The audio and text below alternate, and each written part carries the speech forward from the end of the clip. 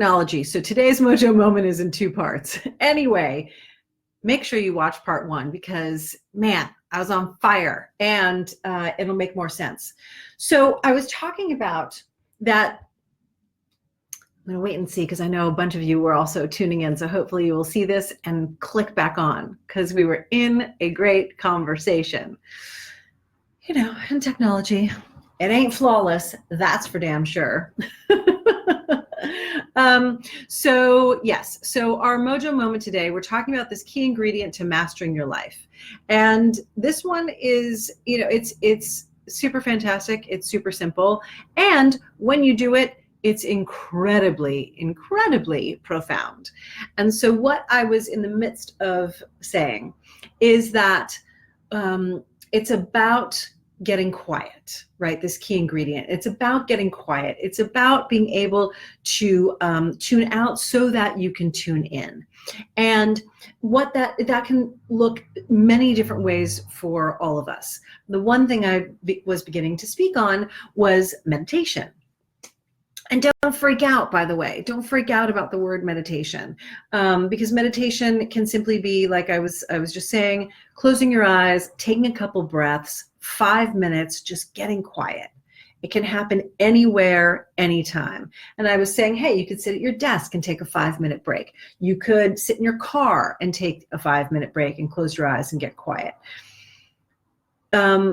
You know, so you can have a formal meditation practice, which a lot of people do. That's great. However way you want to do it, just make sure you do it. Because here's the deal.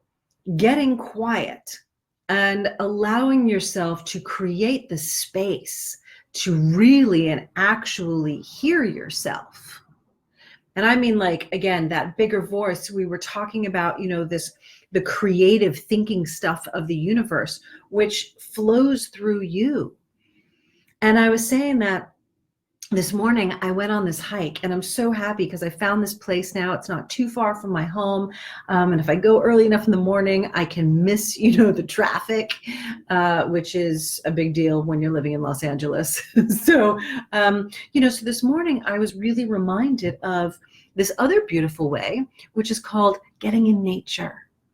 Like really getting in a place where it's quiet and you don't hear traffic, and you know you are surrounded by the land, and you know, we saw bunnies this morning just running around. And you might live in a place that is filled with nature.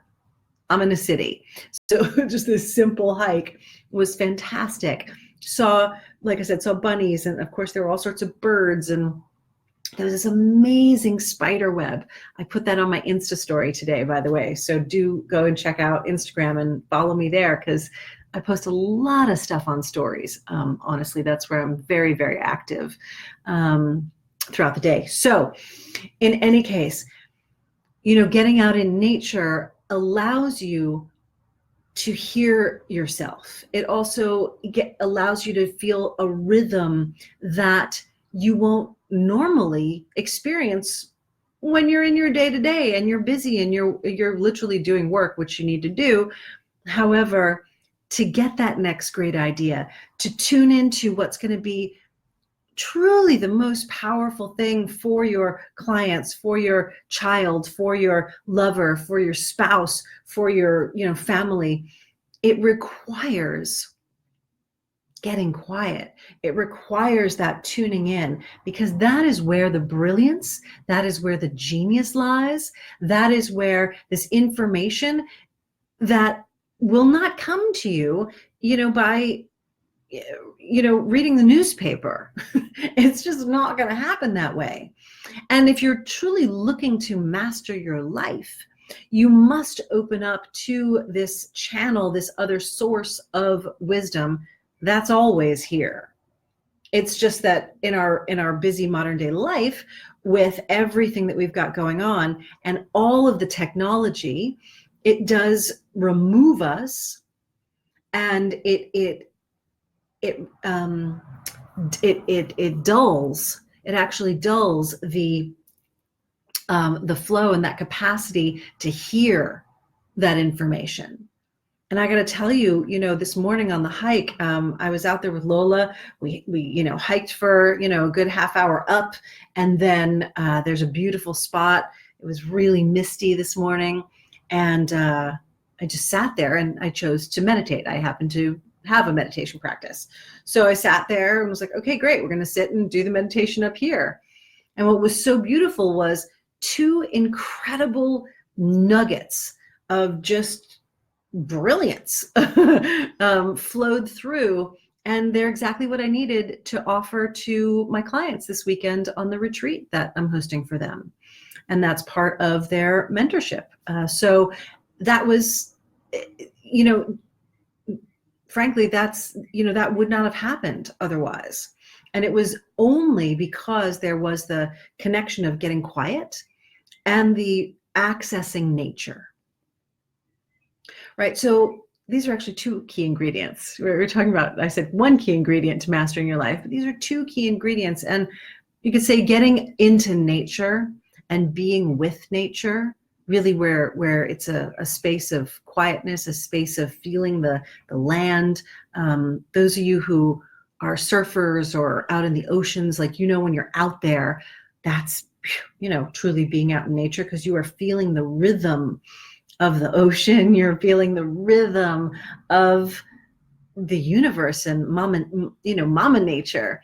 And when you connect with that, it automatically gives you access to that quieter and higher voice within.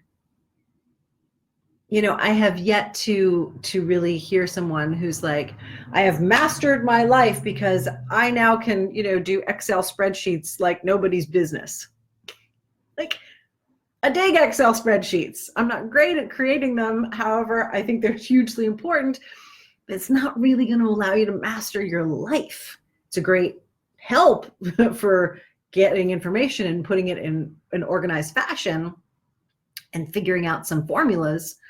But mastering your life requires that you master your deeper wisdom. Because when you are in that place, your mojo is always going to flow.